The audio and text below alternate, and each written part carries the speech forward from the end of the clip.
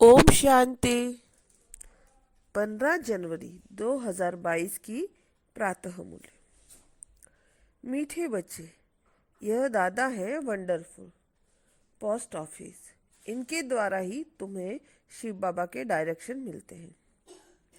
यह दादा है वंडरफुल पोस्ट ऑफिस। इनके द्वारा ही तुम्हें शिव बाबा के डायरेक्शन मिलते हैं। प्रश्न: बाबा बच्चों को किस बात में खबरदार करते हैं और क्यों? बाबा बच्चों को किस बात में खबरदार करते हैं और क्यों? उत्तर: बाबा कहते हैं, बच्चे खबरदार रहो, माया की जास्ती चोट नहीं खाओ। अगर माया की चोट खाते रहेंगे तो प्राण निकल जाएंगे और पद मिल नहीं सकेगा। ईश्वर के पास जन्म लेकर फिर कोई माया की चोट से अगर मर जाए तो यह मौत सबसे खराब है। जब माया बच्चों से उल्टे काम कराती है तो बाबा को बहुत तरस पड़ता है, इसलिए खबरदार करते रहते हैं। गीत तुम्हारे बुलाने को। ओम शांति। बाप को बुलाने का समय होता ही तब है जबकि मनुष्य मात्र दुखी होते हैं, क्योंकि विकारी बन जाते हैं। दुखी किससे होते हैं यह भी तमोप्रधान मनुष्य नहीं जानते। दुखी करता है 5 विकार रूपी रावण। अच्छा, उसका राज्य कब तक चलता है? जरूर दुनिया के अंत तक राज्य चलेगा। अब कहेंगे रावण राज्य है, राम राज्य। रावण राज्य नाम तो मशहूर है। रावण राज्य को भारत में ही जानते हैं। देखने में आता है दुश्मन भी भारत का ही है। भारत को रावण ने ही गिराया है। जब से देवता वाम मार्ग में गए अर्थात विकारी बने हैं, दुनिया यह नहीं जानती भारत जो निर्विकारी था वह विकारी कैसे बना। भारत की महिमा है, भारत श्रेष्ठाचारी था, अब पतित बना। जब से पतित बनना शुरू किया तब से भगत पुजारी बने, तब से ही भगवान को याद करते आए हैं। यह तो समझाया गया है कि कल्प के संगम युगे युगे बाप आते हैं। कल्प के 4 युग होते हैं, बाकी 5वें संगम युग का किसी को पता नहीं है। वह तो संगम युग बहुत कह देते हैं, कहते हैं बाप को आना ही है। इनको कल्याणकारी पुरुषोत्तम युग कहते हैं, जबकि मनुष्य पति से पावन होते हैं। कलयुग के बाद फिर सतयुग आता है। सतयुग के बाद फिर क्या होता है? त्रेता आता है।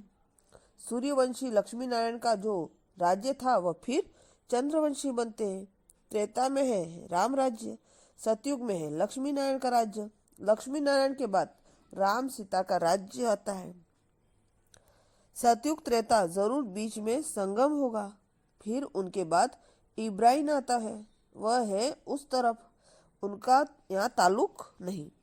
द्रौपद में फिर बहुत ही होते हैं, इस्लामी, बौद्धि, फिर क्रिश्चियन आदि। क्रिश्चियन धर्म स्थापन हुए 2000 वर्ष हुआ है। कोई कोई थोड़ा बहुत हिसाब निकालते हैं। अब संगम के बाद सतयुग में जाना होता है। यह हिस्ट्री ज्योग्राफी बुद्धि में होनी चाहिए। गाया भी जाता है, ऊंचे थे ऊंच बाप भगवान, उनको ही त्वमेव माता पिता कहा जाता है। यह है ऊंच से ऊंच भगवान की महिमा। तुम माता पिता किसको कहेंगे यह कोई नहीं जानते।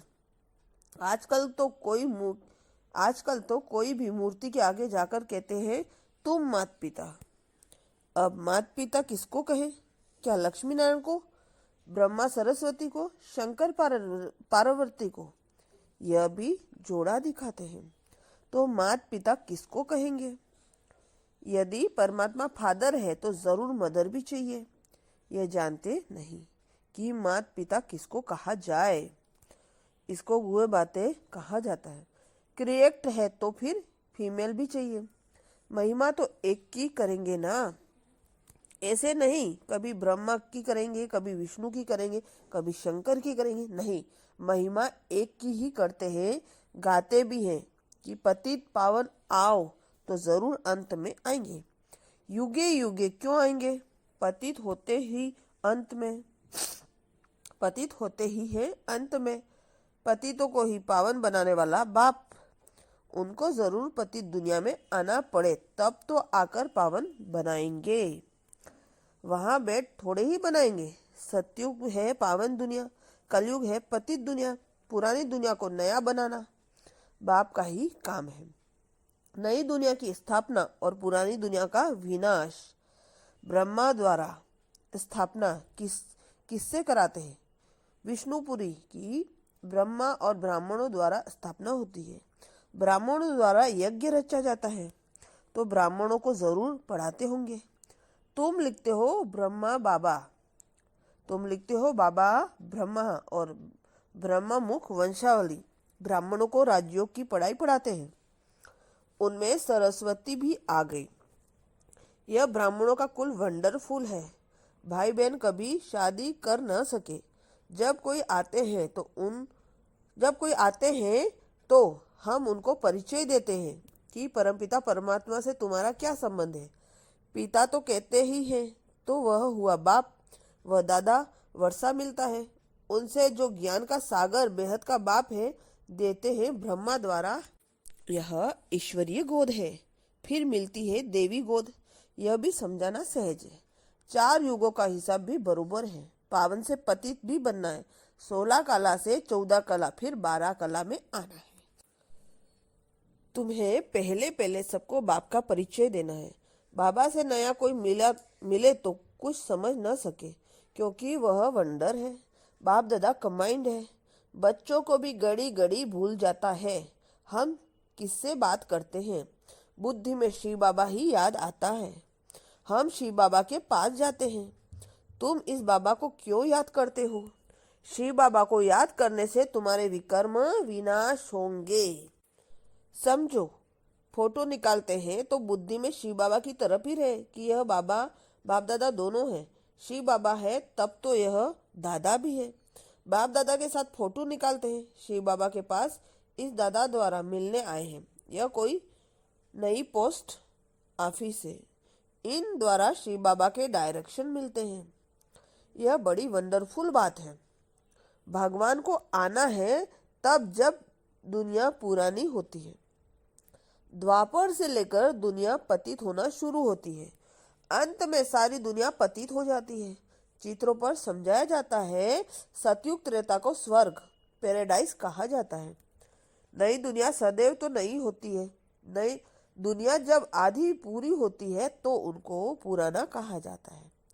हर एक चीज की लाइफ आधी पुरानी है, आधी नई होती है। परंतु इस समय तो शरीर पर भरोसा नहीं, तो बीच में टूट फूट सकती है। परंतु यह पुरानी दुनिया का विनाश और नई दुनिया की स्थापना आगे पीछे हो नहीं सकती। मकान तो कोई भी समय टूट सकता है, ठिकाना नहीं है। यह चक्र तो अनादि अविनाशी है, अपने टाइम पर चलता है। पुरानी दुनिया की पूरी एक्यूरेट लाइफ है। आधा कल्प राम राज्य, आधा कल्प रावण राज्य, जास्ती हो नहीं सकता। तुम बच्चों की बुद्धि में अब सारी त्रिलोकी आ गई है। तुम त्रिलोकी के मालिक द्वारा नॉलेज ले रहे हो। तुम्हारा मर्तबा इस समय बहुत ऊंचा है। इस समय तुम त्रिलोकी के नाथ हो, क्योंकि तुम तीनों लोकों के ज्ञान में को जानते हो, साक्षात्कार करते हो। मूल वतन, सूक्ष्म वतन, स्थूल वतन। बच्चों की बुद्धि में पूरी पहचान है। बाबा त्रिलोकी का नाथ है, तीनों लोगों को जानने वाला है। तुमको नॉलेज देते हैं, तो हम भी मास्टर त्रिलोकी नाथ ठहरे। जो ज्ञान बाबा में है वह अब हमारे में भी है, नंबरवार पुरुषार्थ अनुसार। फिर सतयुग में तुम विश्व के मालिक बनेंगे।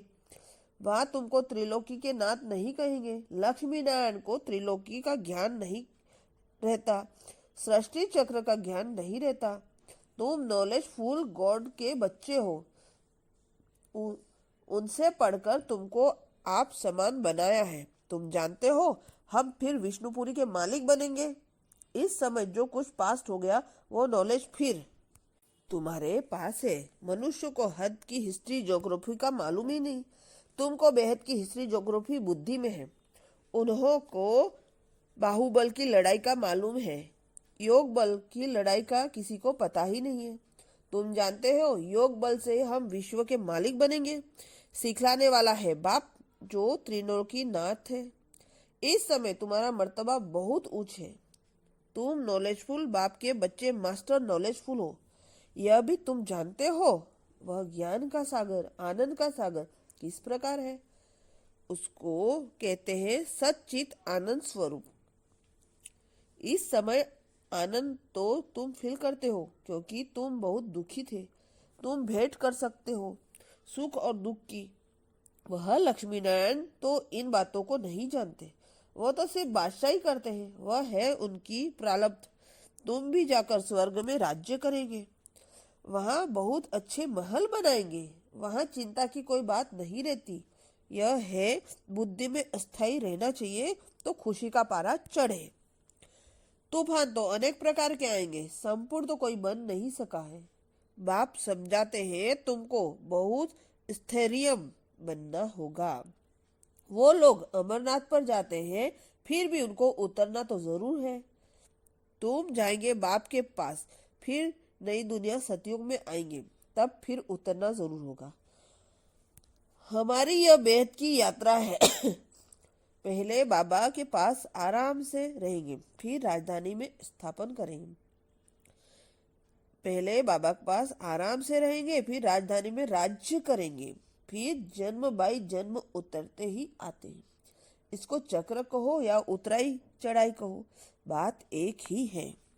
नीचे से ऊपर चले जाएंगे, फिर उतरना शुरू होगा। यह सब बातें जो सुरूढ़ बुद्धि वाले हैं वह अच्छी तरह समझते हैं और समझा भी सकते हैं। यह बाबा भी नहीं जानता था। अगर कोई गुरु होता तो उस गुरु के और भी फॉलोअर्स होते। ऐसे थोड़े ही सिर्फ एक ही फॉलोअर होगा। शास्त्रों में तो भगवानुवाच है, अर्जुन एक का ही नाम लिख दिया है। अर्जुन के रथ में बैठे हैं तो जैसे वह सुनता है। और भी तो होंगे ना, संजय भी होगा। यह बेहद का स्कूल एक ही बार खुलता है। यह स्कूल तो चलते ही आते हैं, जैसे राजा वैसी लैंग्वेज। वहाँ सतयुग में भी तो स्कूल में जाते हो ना, भाषा धंधा धोरी आदि सब सीखते हो। वहाँ भी सब कुछ बनता होगा। सबसे अच्छे से अच्छी चीज होनी चाहिए, वह स्वर्ग में होती है। फिर वह सब कुछ पुराना हो जाता है, अच्छे से अच्छी वस्तु मिलती है। देवताओं को यह क्या हो मिलेगा? महसूस करते हो कि नई दुनिया में सब कुछ नया मिलेगा। यह सब बातें समझकर फिर मनुष्य को समझानी है। अभी हम संगम पर हैं, हमारे लिए अब दुनिया बदल रही है। ड्रामा अनुसार फिर आया हूँ तुमको पति से पावन देवी देवता बनाने। यह चक्र फिरता है। प्रजापिता ब्रह्मा द्वारा जरूर ब्राह्मण ही रचेंगे। ब्राह्मणों द्वारा यज्ञ रचा है, ब्राह्मणों से देवी देवता बनेंगे। इसलिए विराट रूप का चित्र भी जरूर चाहिए, जिससे सिद्ध होता है ब्रह्मा मुख वंशावली सो देवता बनेंगे। बुद्धि होनी चाहिए, देवता सो क्षत्रिय वैश्य शूद्र बनेंगे। यह संगम युग नामी ग्रामी है। आत्मा परमात्मा अलग रहे बहुकाल। चढ़ती कला फिर उतरती कला, यह भी समझाना है। पहले ईश्वरीय औलाद, फिर देवताई औलाद, फिर थोड़ा थोड़ा कम हो जाता है। तुम पूछ सकते हो कि दुख हरता सुख करता किसको कहते हो? जरूर कहेंगे परमपिता परमात्मा को। जब दुनिया का दुख मिट जाएगा तो विष्णुपुरी बन जाएगी। ब्राह्मणों के दुख मिट जाते हैं, सुख मिल जाते हैं। यह है सेकंड की बात। लौकिक बाप, यह सबसे लौकिक बाप की गोद से निकलकर पारलौकिक बाप की गोद में आ गए, यह है खुशी की बात। यह सबसे बड़ा इम्तिहान है। राजाओं का राजा बनते हैं। राजयोग परमपिता परमात्मा के सिवाय और कोई सिखला ना सके। यह चाहिए। माया चलते चलते बच्चों से भी कभी कभी उल्टा काम करा देती है। बाबा को तरस पड़ता है। फिर समझाते हैं खबरदार रहो, जासी चोट न खाओ, नहीं तो पद नहीं मिलेगा। माया तो बहुत जोर से थप्पड़ मारती है, जो प्राण ही निकल जाते हैं। मर गया फिर जन्मदिन मना नहीं सकेंगे। कहेंगे बच्चा मर गया, ईश्वर के पास जन्म ले फिर मर जाए। यह मौत सबसे खराब है। कोई बात राइट नहीं लगती तो छोड़ दो, संशय पड़ता है तो नहीं देखो। बाबा कहते हैं मन बना भव, मुझे याद करो और स्वदर्शन चक्र फिराओ। अच्छा, मीठी मीठी सिकल दे बच्चों प्रति माता पिता बाप दादा का याद प्यार और गुड मॉर्निंग। रूहानी बाबा को, रूहानी बच्चों को नमस्ते, और हम सभी रूहानी बच्चों को भी बाप दादा का याद प्यार और गुड मॉर्निंग नमस्ते। धारणा के लिए मुख्य सार। पहला पॉइंट है, बाप समान मास्टर नॉलेजफुल बनना है, ज्ञान का सिमरन कर अपार खुशी में रहना है, आनंद का अनुभव करना है। बाप समान मास्टर नॉलेजफुल बनना है, ज्ञान का सिमरन कर अपार खुशी में रहना, आनंद का अनुभव करना है। दूसरा पॉइंट है, अनेक प्रकार के तूफानों में रहते स्वयं को स्थैर्य बनाना है, माया की चोट से बचने के लिए बहुत बहुत खबरदार रहना। अनेक प्रकार के तूफानों में रहते स्वयं को स्थैर्य बनाना है, माया की चोट से बचने के लिए बहुत बहुत खबरदार रहना है। वरदान, दिव्य गुणों रूपी प्रभु प्रसाद खाने और खिलाने वाले संगम युगी फरिश्ता सो देवता भव। दिव्य गुणों रूपी प्रभु प्रसाद खाने और खिलाने वाले संगम युगी फरिश्ता सो देवता भव। डिटेल है, दिव्य गुण सबसे श्रेष्ठ प्रभु प्रसाद है, इस प्रसाद को खूब बांटो। जैसे एक दो में स्नेह की निशानी स्थूल टोली खिलाते हो, ऐसे ये गुणों की टोली खिलाओ। जिस आत्मा को जिस शक्ति की आवश्यकता है उसे अपनी मनसा अर्थात शुद्ध वृत्ति वाइब्रेशन द्वारा शक्तियों का दान दो और कर्म द्वारा गुण मूर्त बन गुण धारण करने में सहयोग दो। तो इस विधि में संगम युग जो लक्ष्य है फरिश्ता सो देवता, यह सहज सर्व के प्रत्यक्ष दिखाई देगा। स्लोगन, सदा उमंग उत्साह में रहना यही ब्राह्मण जीवन का साहस है। सदा उमंग उत्साह में रहना यही ब्राह्मण जीवन का साहस है। शुक्रिया बाबा, शुक्रिया। ओम शांति।